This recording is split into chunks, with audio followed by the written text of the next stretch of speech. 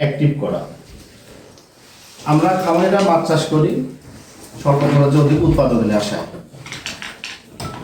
এখানে পুকুরে মাছ চাষ করতে গিয়ে দেখা যায় যে দীর্ঘদিন যখন পুকুরে আমরা মাছ চাষ করি, মাছের এই পুকুরের তলদেশটা নষ্ট হয়ে যায়, যার জন্য অনুর্বর হয়ে যায় এবং উৎপাদনটা কম হয়। নতুন পুকুরে প্রোডাকশন হাই, পুরাতন পুকুরে কম, কারণটা কিন্তু ওইটা। এখন আমরা যদি এখানে পুকুরের তলদেশকে যদি ভালো রাখতে পারি, তাহলে ওই পুকুরে মাছও ভালো থাকবে এবং পুকুর তলা ভালো থাকবে, উৎপাদন হাই হবে। সেক্ষেত্রে আমাদের একটা সলিউশন, কোয়ালিটি এগ্রিকালচারের যে সলিউশন হচ্ছে বায়োকেয়ার। এখানে 5 ধরনের যে ব্যাকটেরিয়া আছে, এটা হাই টেকনোলজির মাধ্যমে অ্যাক্টিভ করা, অর্থাৎ সিস্ট থেকে স্পোর করা আছে। এখানে যে 5 ধরনের ব্যাকটেরিয়া আছে, তার মধ্যে 1 নম্বর হচ্ছে ব্যাসিলাস অ্যামাইলোলিকিউফিসেন্স D203। এটা হচ্ছে স্ট্রেন অর্থাৎ নাম্বার। পার গ্রামে এটা আছে 2,30,00,000, অর্থাৎ 2.3 ইন্টু 10⁻⁷ ক্লোরোফর্মিং ইউনিট পার গ্রাম। এই ব্যাকটেরিয়াটা পুকুরের যখন পড়বে, পুকুরের তলার যে মাছের যে খাদ্যের অবশিষ্ট অংশ, প্রস্রাব, মলত্যাগ, গাছের পচা পাতা এবং বিভিন্ন কারণে পুকুরের যে তলায় যে বর্জ্যটা জমা হচ্ছে, এই ব্যাকটেরিয়ার প্রধান কাজ হচ্ছে এটাকে রিসাইক্লিং করে খাদ্য রূপান্তর করা।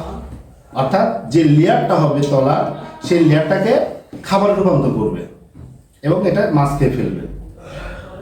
তাহলে দেখেন, আপনি একটু লক্ষ্য করেন যে এখানে কিন্তু তলাটা ক্লিয়ার হচ্ছে। এখন ধরেন আপনার একটা রুমের মধ্যে আপনাকে রাখা হলো এবং বলা হলো যে এখানে আপনি খাবার খাবেন, এখানে প্রস্রাব মলত্যাগ করবেন। একটা মানুষের পক্ষে কিন্তু সেটা সম্ভব না, যেখানে খাবার খাবে সেখানেই প্রস্রাব মলত্যাগ করা। একটু চিন্তা করে দেখেন যে সেই পুকুরটাতে মাছটা তাহলে কিভাবে থাকতেছে, খাচ্ছে এবং প্রস্রাব মলত্যাগ করতেছে। এক্ষেত্রে আপনারা আমাদের বায়োকেয়ারটা ইউজ করতে পারেন, যার জন্য আপনার যে তলাদেশটা থাকবে এটা ক্লিয়ার হবে। আমাদের বায়োকেয়ারে আছে ব্যাসিলাস পিউবিলাস, এর স্ট্রেন 1729, অর্থাৎ নাম্বার।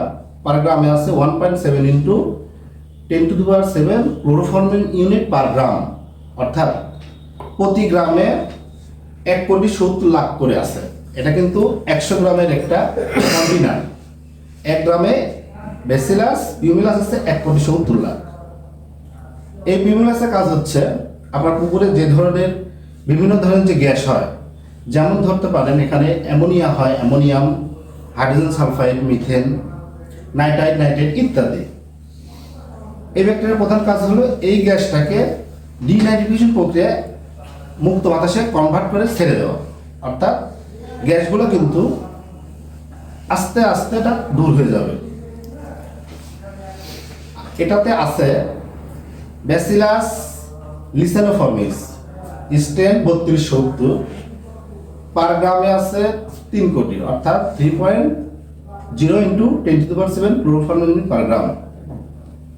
এই ব্যাসিলাস লিসেনোফর্মিস সমৃদ্ধ যে প্রোবায়োটিক্স, এটার কাজ হবে হচ্ছে এই ব্যাকটেরিয়া যখন পুকুরে পড়বে, পুকুরের একটা রুমের মধ্যে ধরেন 10 জন লোক আছে, 10 জনের মধ্যে 7 জন ভালো, মানে ভালোর পরিমাণটা বেশি, খারাপের পরিমাণটা কম।